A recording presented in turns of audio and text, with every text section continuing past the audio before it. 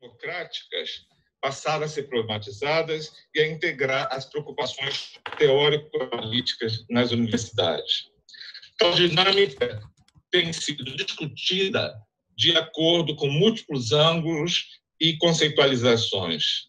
A Butler utiliza a expressão corpos que importam. O Foucault, uma política da vida. O Agamben, tanatopolítica. Mbembe, necropolítica. Poir, necropolítica queer. E Preciado, farmacopornopoder. Essa preocupação tem levado a pesquisa no campo da linguagem a mirar a vida social e suas relações com o poder com base em uma ideologia linguística pertinente à complexidade social e sociolinguística contemporânea. Como operar com crenças, aí estou citando Proskit e a definição dele de ideologia linguística, como operar com crenças ou sentimentos sobre as línguas da forma como elas são usadas em seus mundos sociais. As ideologias linguísticas alimentam também as teorizações de linguistas, de elaboradores de políticas públicas e outros. Bauman e Briggs, num livro maravilhoso, Voices of Modernity, ao reconstruírem essas vozes da modernidade, decorrendo 300 anos de história, de literatura, de filosofia, estudos da linguagem e outras áreas, revelam que a ideia de uma ideologia linguística da pureza, da essência, do sistema e da norma é prevalente nesses vários campos, sendo orientadora de visões sobre a vida política, social e cultural, natural e científica. Tais crenças em relação à linguagem vão ao encontro de um sujeito social já dado ou prefigurado que existe em separado da linguagem, como é ainda comum em muitos círculos no campo da linguagem. O conceito de prefiguração identitária, maravilhosamente bem articulado por Joana Plaza Pinto, não considera as interseções de gênero, sexualidade, raça ou classe social, entre outros marcadores sociais, e como esses emergem na interação na vida situada. Atendendo a ideais de pureza e autonomia, tais crenças se afastam da natureza heterogênea da vida social e da linguagem. Uma ideologia de linguagem que privilegia o sistema, uma visão internalista, impossibilita a conceitualização da vida social e das subjetividades como fenômenos complexos, inacabados e emergentes na interação e em práticas discursivas situadas. É necessário explorar modos de teorização da linguagem que conversem com um permanente movimento de vir a ser. Assim, em um primeiro momento, eu vou me referir à teoria queer sobre quem somos como seres sociais, na expressão do gênero, da sexualidade, da raça, entre outros, e em seguida vou tratar de uma ideologia linguística que opera com uma visão exteriorista, tratando então da conexão dizer, fazer, ser. Caminhamos numa direção contrária, mesmo a uma sociolinguística quantitativista, que só se torna possível com base na prefiguração identitária. Os corpos são dados como homens, mulheres, etc., que respondem a entrevistas. Os corpos são apagados por ideais modernistas de padronizar e regularizar a vida social e os fenômenos sociais. E aqui uma dimensão indisciplinar dos saberes queer é crucial. É necessário mobilizar pensamentos transgressivos, insurgentes, inovadores de natureza epistemológica, assim como na direção de topicalizar como questão de investigação aquilo que tem sido apagado ou escondido.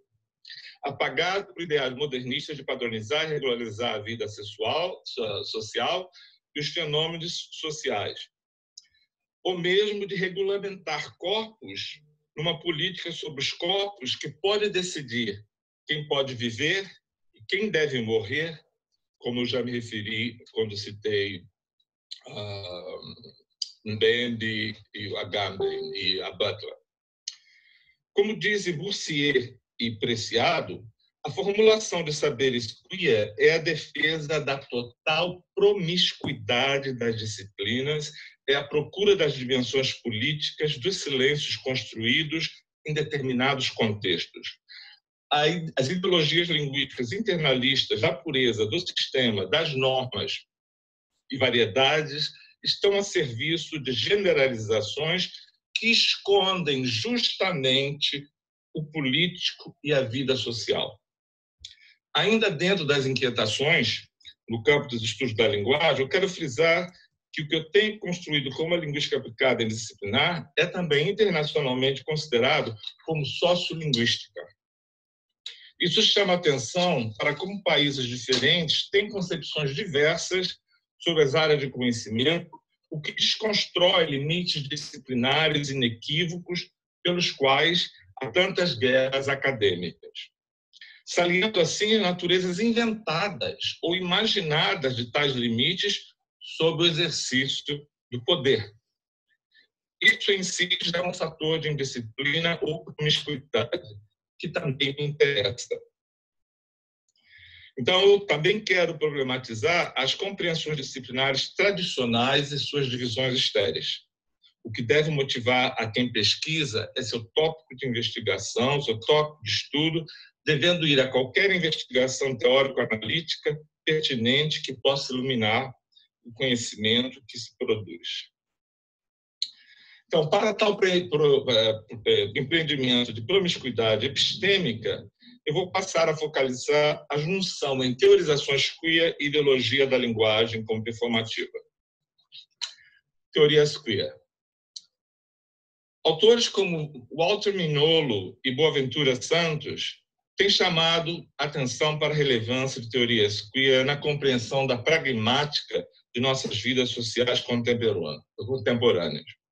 Assim, Boursier e Preciado apontam que o saber queer é uma metodologia de análise que é também uma intervenção política e cultural em resposta às práticas institucionais que privilegiam os saberes heterocentrados, saberes estes que não afetam meramente o campo da sexualidade ou dos homossexuais.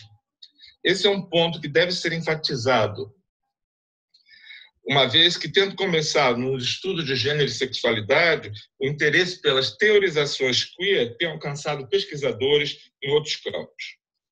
Geralmente entende-se por teoria queer aquilo que advém das publicações de Judith Butler, de 90, e de Eve Sedgwick, de 90 também, que ensejaram o desenvolvimento de teorias queer, ainda que o termo queer tenha aparecido como tal pela primeira vez em The Laureates, em 91, e que Butler, mesmo em uma entrevista, tenha dito que ficou surpresa quando alguém a classificou como parte das teorias queer. Essas duas filósofas feministas questionaram os conceitos de gênero e sexualidade com os quais se operava até então. Como ver no gênero um problema e provocar uma subversão em tal conceito? E como pensar o armário, onde se esconde quem devia da sexualidade normal, entre aspas, como um lugar de produção de conhecimento? Em Sedgwick, a questão da ética e política é bem tratada, porque ela diz como é que é possível, depois de Foucault, Derrida e Thomas Kuhn, pensar a produção do conhecimento sem considerar as questões éticas e políticas subjacentes. Então, a questão da ética e da política, essas duas questões estão também relacionadas à necessidade de compreender a teorização linguística como ideologia linguística, ou seja, a premência de destruir qualquer sentido de transparência nos processos de teorização ou na produção do conhecimento. As duas filósofas problematizam conceitos tão arraigados, essencializados como gênero e sexualidade, que tanto sofrimento provocaram e provocam, em razão da visão binária biologizada, que define limites entre quem é homem, mulher, homossexual e seus objetos de desejo, A Butler provoca uma revolução entre as próprias feministas ao levantar a grave questão de que a essencialização do que significa ser mulher é perniciosa para as próprias mulheres, pois coloca limites para o que seus próprios corpos podem fazer.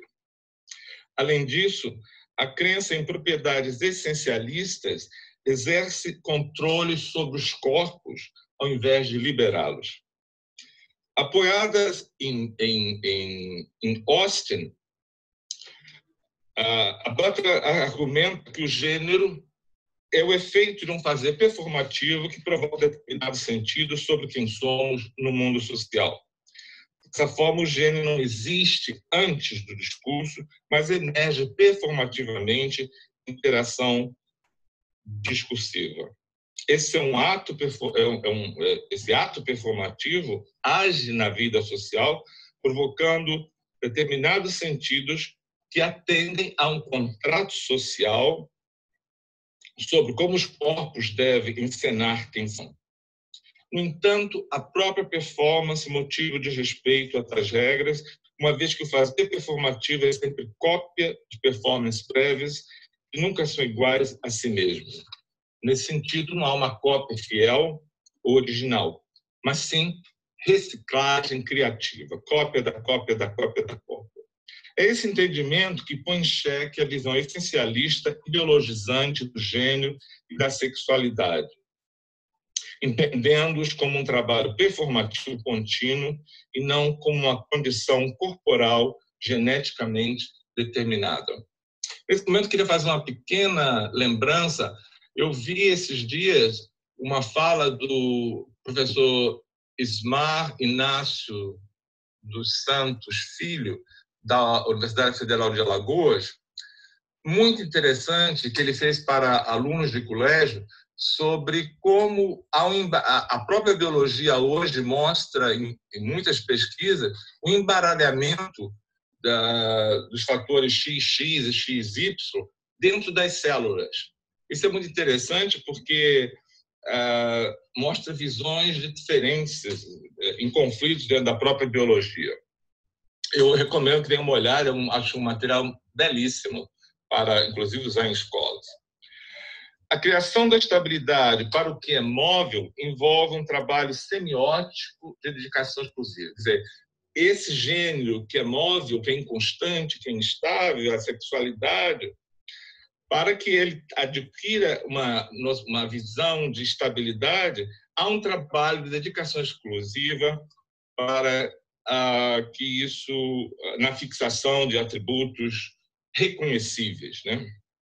É o que alguns chamam de uma ficção pactuada. A Butler produz uma teorização que abre a possibilidade de que os sentidos que nossos corpos provocam no mundo estejam embrenhados em um jogo de linguagem em mobilidade. A ótica da fluidez coloca sob suspeita a tal matriz da heterossexualidade a que todos nós estamos submetidos na vida institucional. Quem não se adequa é desviante. Agora, como a própria cópia nunca é perfeita, a cópia em si articula potencialmente outros significados à performatividade. E é como um construto teórico problematiza, então, qualquer visão transcultural, transhistórica e universalista do gênero e sexualidade. Eu diria também do corpo. Há também a formalização de uma dimensão interseccional nas teorias queer. É o entendimento de que o gênero e sexualidade precisa ser considerado em seus atravessamentos com outros sentidos, né, de classe social, raça, etnia, religião, nacionalidade, idade. Essa é uma noção importante no sentido de que, ao se interseccionalizar gênero e sexualidade com outras dimensões sociais, os significados performatizados são ainda mais desestabilizados. Ao queerizar o sentido de raça, desestabilizando-o ou colocando sob a lente do devir da performatividade, o Mbembe, por exemplo, chamou de devir negro, Barnard argumenta que o item queer, da teoria queer, não pode ser entendido isoladamente, ou pelo menos não pode ser compreendido como somente sexualidade. Qualquer sentido de normalização, biologização e essencialização atribuído aos corpos é impossibilitado. O que tem masculinidade, feminilidade, heteronormatividade, homonormatividade, branquitude, negritude? Se uma conceitualização interseccional é sobreposta à visão performativa que estou discutindo. Essas performatividades não são prefiguráveis. Preciado, na verdade, se refere a multidões queer. Antes de eu prosseguir, antes de passar para uma visão não essencialista da linguagem, eu queria me referir brevemente a uma ótica suplementar para lidar com teorizações queer. Embora entendamos os ganhos epistêmicos, éticos e políticos dessa teorização, é necessário operar em determinadas situações com uma lógica suplementar. Ela se faz especialmente imprescindível como estratégia de combate ao chamado fascismo social contemporâneo, como diz Sousa Santos, caracterizado por democracias muito enfraquecidas e levado a efeito em muitas partes do mundo, inclusive no Brasil. Apoiado em fundamentalismos religiosos, patriarcalistas e racistas, entre outros, o chamado fascismo social faz prosperar discursos de ódio, misóginos, LGBTIQ+, fóbicos e racistas. Como aponta o crítico cultural David Scott, um trabalho já antigo, um livro de 99, sobre como pensar os futuros, ou repensar os futuros, ele diz que precisamos estar pronta para operarmos a um só tempo com duas lógicas, articulando, por um lado, Michel Foucault e Butler, e, por outro lado, Frantz Fanon. De modo semelhante, uma teórica mais contemporânea, Poir, defende a relevância de termos em mente um tempo de devir e um tempo essencialista. Por um lado, de uma perspectiva Foucaultiana e butleriana, somos seres do discurso, inconstantes, imutáveis, ou do devir. Tal perspectiva realça a necessidade, estamos sempre em luta com discursos essencialistas que nos aprisionam e que prefiguram ontologias, policiam quem somos, nos deixando sem saída para inaugurar outras vidas sociais para nossos corpos. Por outro lado, ao mesmo tempo, precisamos estar preparados para o combate político contra qualquer forma de misoginia, LGBTI+, fobia, racismos, regionalismo depreciativos e outros. Nessa última perspectiva de inspiração fanoniana, a afirmação de uma visão essencialista pode ter um valor performativo estratégico, como diria Spivak, na luta por determinados modos de viver que precisam ser afirmados e defendidos em condensações históricas particulares. Esse é um ponto que demanda planejamento e implementação estratégicos na pragmática de nossas vidas cotidianas, sobretudo em nossos tempos anti-intelectuais e obscurantistas que acirram a fabricação do ódio em relação à alteridade no Brasil e em outras partes do mundo como parte de nossos fascismos contemporâneos. E aqui me reporto ao livro, de fato, no YouTube, procurem Jason Stanley, Jason, com S, J-A-S-O-N, Stanley, S-T-A-N-L-E-Y. Ele tem um livro chamado Como Funciona o Fascismo, que está em português. Ele também tem uma gravação no YouTube de 2018, muito boa, procurem, sobre os fascismos contemporâneos, se estiverem interessados, claro. E o outro é Snyder, Timothy Snyder, também está em português, sobre a tirania. Ele tem um livro que você encontra na internet, The Road to Unfreedom, Snyder, S-N-Y-D-E-R. Esses dois autores mostram muito bem as características do fascismo, dos vários fascismos, né? E acho que é muito interessante que nós nos familiarizemos com esses dois autores. Esses fascismos estão também, eu também queria citar todas as apresentações do Vladimir Safatli, acho que um filósofo da USP, que seria muito também interessante de vocês ouvirem para se familiarizar com as práticas que estamos vivendo. Esses fascismos estão bem alinhados ao que se chama de nova direita, ou direita alternativa, ou extrema-direita, e aqui me refiro a um livro essencial também. Esse livro não está em português, é de 2019, mas pode ser baixado da internet. Se chama Key Thinkers of the Radical Right, Pensadores Chaves da Direita Radical. É um livro editado por Mark Sedgwick, como Yves Sedgwick, mas pelo título vocês vão achar.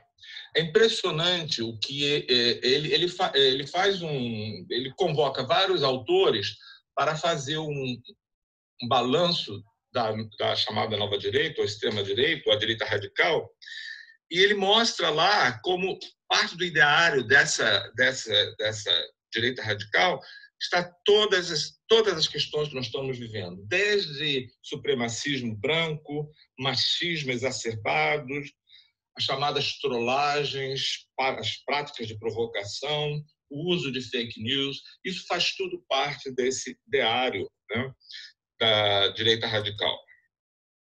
Portanto, saber operar com essa lógica suplementar é crucial em nossos tempos de intensificação da precarização de muitas vidas, e aí eu cito Butler, que são expostas à injúria, à violência e à morte.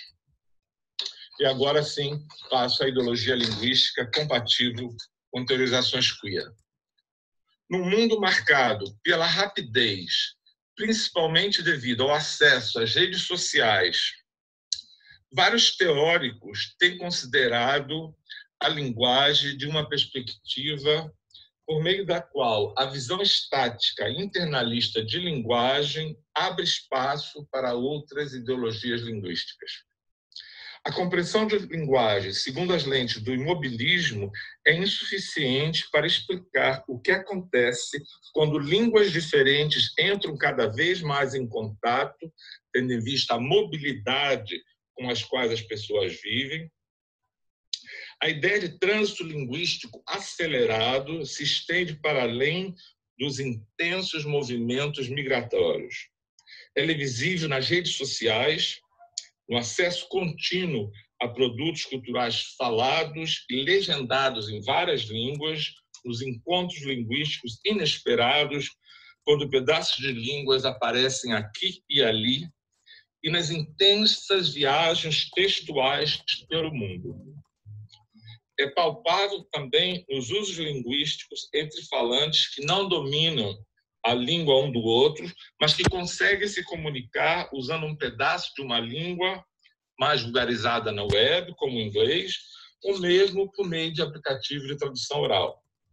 Então, é mais possível pensar linguagem em um mundo social sem considerar as redes sociais. Diferentes autores especificam a necessidade de entender a linguagem não como sistemas de comunicação usados em diferentes espaços, mas como sendo principalmente definida pelo modo como ela é localizada e relocalizada pelas pessoas em suas performances diárias, online, offline, que se amalgamaram, né? Esse online, offline, escrito junto, porque trata-se de um amálgama. Vários teóricos têm construído um novo sistema de nomeação ao imaginarem os fenômenos comunicativos. Termos e expressões como transidiomas, mobilidade linguística, linguística dos contatos, viagens textuais para espaços inesperados compreensão da linguagem como recursos semióticos, são indicativos de modos de conceber a linguagem como pedaços de língua ou signos multimodais que surgem aqui e ali nas práticas sociais. Em comum, respaldam um ponto de vista externalista explicado por um fazer performativo dos sentidos.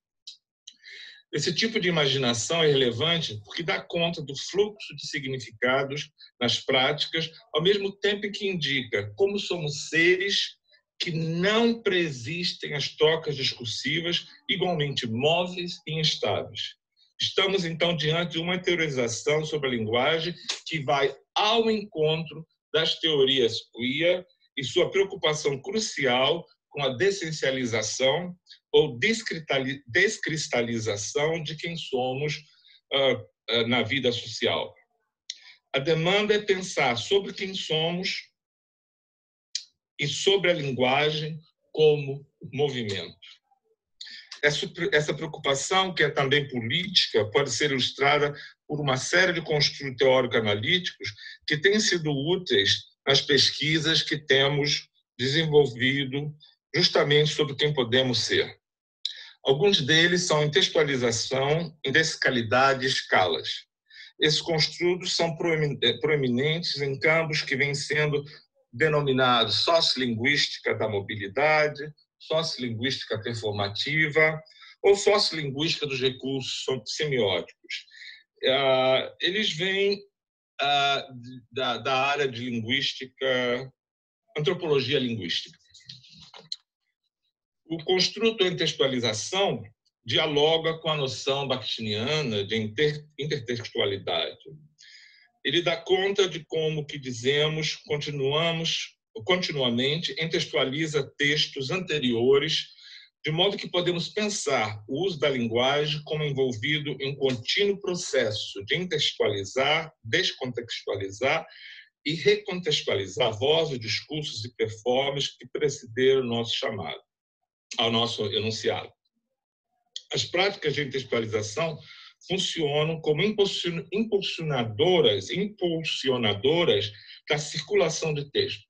As nossas vidas sociais são textos, e essas práticas de intertextualização vão impulsionando textos para aqui, a circulação desses textos para aqui e para ali, envolvendo simultaneamente mesmidade, repetição e diferença. Uma fricção entre estabilidade e movimento. Eu destaco, nesse sentido, o artigo em colaboração com Thaís Guimarães sobre intertextualizações criativas sobre raça e sexualidade na periferia. Se vocês estiverem interessados, vocês podem olhar lá no Lattes, no meu Lattes, e vocês vão ver um artigo meu com Thaís Guimarães exatamente sobre essas intertextualizações criativas sobre a raça e sexualidade na periferia. Essa visão pode também ser associada ao que tem sido chamado de trajetória textual, o construto que motivou Branca Fabrício a empregar esse construto como um procedimento metodológico analítico. A trajetória de um texto sobre a construção discursiva de animosidade, esse é o trabalho da Branca Fabrício, entre portugueses e brasileiros na web, levou a Branca a cartografar os significados performatizados em tais trajetórias. Você pode olhar esse trabalho no Lattes da Branca. Da mesma forma, um texto meu com a Branca analisam a trajetória de um texto em um blog intitulado A Vida no Armário, nos posts dos participantes, nos quais eles performatizam sentidos em devir sobre sexualidade. Em outra publicação, novamente eu com Branca, destacamos a viagem textual pelo sul global de um funk brasileiro para uma comunidade de meninos queer nas Filipinas. Também lembro de um artigo em coautoria com Glenda Mello sobre a trajetória textual de um elogio feito a uma mulher negra que fere: "Você é uma mulher muito bonita", no qual gênero e raça se entrelaçam. Esses são processos que ressaltam a reflexividade metapragmática na qual os participantes estão envolvidos na construção de significados. Eles vão ao encontro da grande mobilidade linguística, textual e humana que nos conduzem a estudar a intensa reflexividade a que estamos expostos cotidianamente. Eu destaco aqui um artigo escrito com a Clarissa Gonzalez sobre reflexividade metapragmática sobre o cinema de Almodóvar. Um arcabouço teórico, um arcabouço reflexivo também está presente no construto de indexicalidade, que coloca ênfase no significado conotacional ao ressaltar as escolhas sígnicas que as pessoas fazem quando refletem sobre os significados que estão performatizando. Essa perspectiva vai além do significado denotacional, típico de uma linguística dos usos tácitos, de uma visão internalista, ao chamar a atenção para como nos apoiamos em imensos repertórios semânticos em nossas performances. Dessa forma, podemos dizer que a relação entre repertórios constituídos sócio-historicamente e o momento interacional é uma relação indecical, uma relação de apontar para discursos e trazer esses discursos sócio-historicamente estabelecidos para o enunciado. Se o processo de significação é dependente da conexão discursiva emergente na comunicação, os efeitos de sentidos que ela performatiza têm sempre um aspecto inovador que se baseia em repetição e diferença. Assim, se pode dizer que contextos interacionais não podem ser imaginados como fixo, uma vez que são caracterizados por uma grande dinamicidade. Ressalto aqui o artigo com Glenda Mello sobre a ordem de indexicalidade em performances narrativas de um garoto de programa negro e gay. O último construto que eu quero me referir é a noção de escala. Nos processos de intertextualização e indexicalização, os participantes da interação perspectivizam o mundo social à sua volta por meio de comparações, analogias, classificações, valorações, quantificações, o que chama a atenção para como os significados são construídos interacionalmente. Essa compreensão é crucial em nossa visão, uma vez que vão ao encontro da ideologia linguística de que os significados são performatizados. Esta é uma posição anti-essencialista que subjaz tanto a ideologia linguística, assim como a teorização queer sobre quem podemos ser. O princípio é que a linguagem não reflete o mundo social, ou seja, o mundo social não existe antes do discurso ou antes do nosso envolvimento nas práticas discursivas, escalares que fabricam esse mundo. As ações constroem perspectivas sobre quem somos, o que estamos fazendo, com quem, onde, quando e para quê. Pensemos, por exemplo, em práticas envolvendo a valoração de pessoas e coisas segundo parâmetros de normalidade e desvio. Tais lentes escalares imaginam posições de privilégio com base em certas expectativas socioculturais, relegando outras posições ao lugar de desprestígio ou desvio, como no caso da oposição heterossexuais e homossexuais. Contudo, essas expectativas não são fixas e são redimensionadas de acordo com ideologias específicas. Elas podem ser categorizadas, portanto, de forma diferente. Como podemos imaginar perspectivas escalares segundo as quais mulheres lésbicas, negras de classe média e chiques, construídas segundo parâmetros homonormativos, podem ocupar posição de prestígio? O que acontece se essas mulheres são comparadas com mulheres lésbicas, pobres e periféricas que ocupam posição subalterna como sujeito consumidor? A mudança de projeções escalares propicia o redimensionamento da natureza incerta da sexualidade e de quem somos, indo ao encontro da visão queer. Portanto, a noção de escala igualmente operacionaliza a ideia de significado como performatizado, móvel e passageiro. No entanto, a repetição de determinados efeitos semânticos, uma determinada prática, pode levar à sedimentação de significados. Se considerarmos, porém, a circulação e mobilidade de textos, outras fabricações escalares e outras indexicalidades podem ser projetadas, fissurando significados cristalizados. É isso, em última análise, que nós temos dedicado nos últimos anos da nossa vida profissional. E eu deveria já ter mencionado o projeto NUTES, onde várias dessas pessoas que eu citei aqui trabalham em conjunto. O Núcleo de Estudos em Discurso e Sociedade da nossa universidade.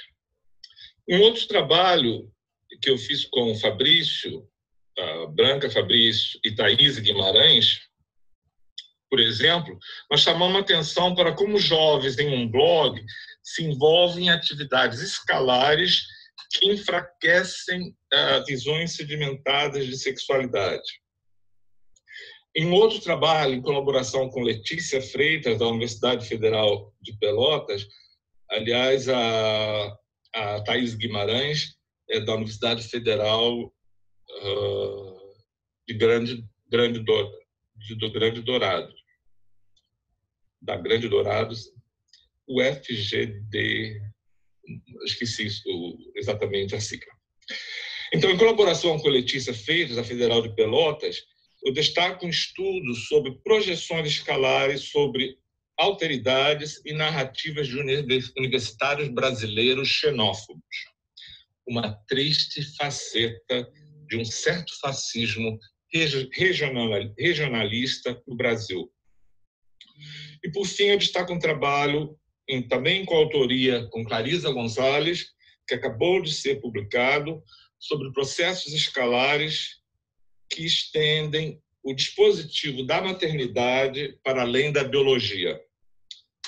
No filme, examinando o filme, os diálogos de Tudo Sobre Minha Mãe, de Almodóvar. E agora vou terminar falando da premência de duas pautas não essencialistas: esperançar e resistir para uma futuridade queer.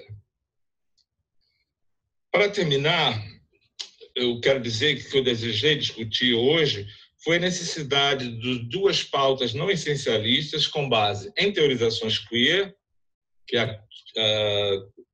enfatizam os seres sociais em devir, e visões externalistas e performativas da linguagem, que enfatizam a natureza indecical e conotativa da linguagem em performatividade. Eu tentei argumentar como uma pauta precisa dialogar com a outra. Não faz sentido você ter uma visão queer e trabalhar com uma visão de língua como sistema ou com abordagens quantitativas de variação sociolinguística, porque essas mesmo elas não incluem a visão de mobilidade característica da teorização queer. É nesse sentido que, voltando ao início dessa fala, como diz Kamal Brathwaite, precisamos de palavras para reimaginar o mundo e os futuros, já que, como também diz Preciado, precisamos riscar o mapa, borrar o nome para propor outros mapas dessa fala, nomes, como diz Kamal, sua condição de ficção pactuada, palavras para ficções que nos permitem fabricar a liberdade. Isso é uma citação do Preciado. Essas são demandas que, talvez como nunca, se façam eticamente necessárias para imaginar alternativas ao fenômeno que Humberto Eco denominou de nosso fascismo eterno, que está muito presente hoje. Essas demandas têm que ser vistas num arcabouço que chamo aqui de esperançar como resistência na ação. Como diz Ernst Bloch, a esperança tem que ser aprendida e exercida cotidianamente. Ou, como diz Mendy, o tempo do futuro é o da esperança. Ou ainda, eu como digo no livro Linguística Aplicada e Disciplinar, temos que continuamente ensaiar a esperança e acrescendo agora, resistindo para uma futuridade queer. É isso, muito obrigado pela atenção.